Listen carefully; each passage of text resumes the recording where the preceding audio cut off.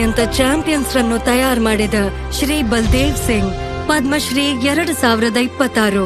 1950 November 15 ಪಂಜಾಬ್ನ ಲುಧಿಯಾನದ ಕೃಷಿಕರ ಕುಟುಂಬದಲ್ಲಿ ಹುಟ್ಟಿದ ಬಲ್ದೇವ್ ಸಿಂಗ್ ಆರ್ಥಿಕತೆಯ ತೊಂದರೆಯಿಂದಾಗಿ ಬಾಲ್ಯದಲ್ಲೇ ಕಷ್ಟ ಎದುರಿಸಬೇಕಾಯಿತು.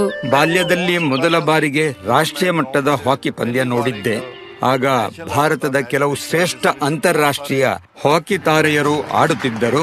ಅವರ ಆಟಕ್ಕೆ ಆಕರ್ಷಿತನಾಗಿ ತಕ್ಷಣವೇ ಹಾಕಿಯನ್ನು ನಾನು ಪ್ರೀತಿಸಲು ಶುರು ಮಾಡಿದೆ.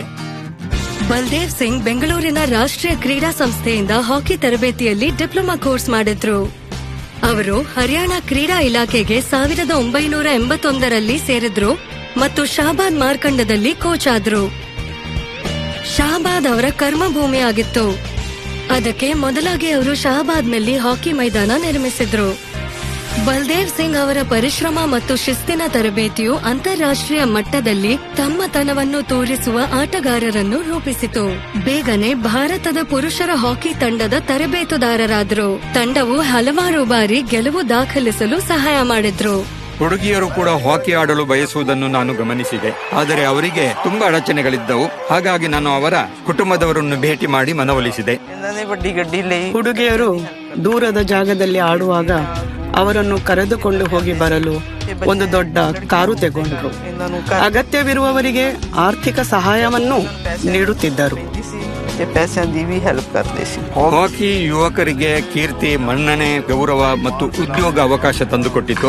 ಹುಡುಗಿಯರ ಪ್ರಗತಿಯು ಭಾರತದ ಪ್ರಗತಿಗೆ ನಾಂದಿಯಾಗುತ್ತದೆ.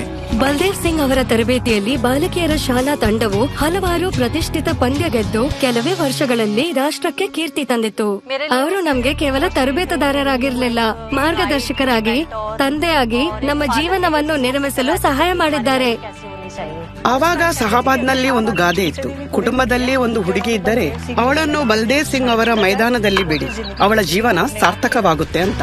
ಸದ್ಯದಲ್ಲಿ ಶಾಬಾದ್ನಿಂದ ಬರುವ ಹೆಚ್ಚಿನ ಆಟಗಾರರಿಂದಾಗಿ ಭಾರತದ ಹಾಕಿ ನರ್ಸರಿ ಎಂಬ ಬಿರುದನ್ನು ಗಳಿಸಿತು. 2017 Baldev Singh run Olympic task ಫೋರ್ಸ್ಗೆ ಆಯ್ಕೆ ಮಾಡಲಾಯಿತು. ಅದರಡಿಯಲ್ಲಿ ಭಾರತದ ಕ್ರೀಡಾ ನೀತಿಗೆ ಅಮೂಲ್ಯ ಕೊಡುಗೆ ನೀಡಿದ್ರು. ನನ್ನ ಇಡೀ ಜೀವನ ಹಾಕಿ ಮತ್ತು ಹಾಕಿ ಆಟಗಾರರಿಗಾಗಿ ಮೀಸಲಿಟ್ಟಿದ್ದೇನೆ. ಬಲ್ದೇವ್ ಸಿಂಗ್ ಕೇವಲ ಒಬ್ಬ ವೈಯಕ್ತಿಕ ತರಬೇತುದಾರರಲ್ಲ, ಸ್ವತಃ ಒಂದು ಸಂಸ್ಥೆ ಇದ್ದಂತೆ.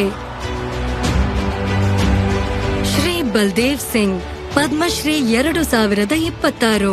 ಕೋಟಿ ಕೋಟಿ ನಮಸ್ಕಾರ.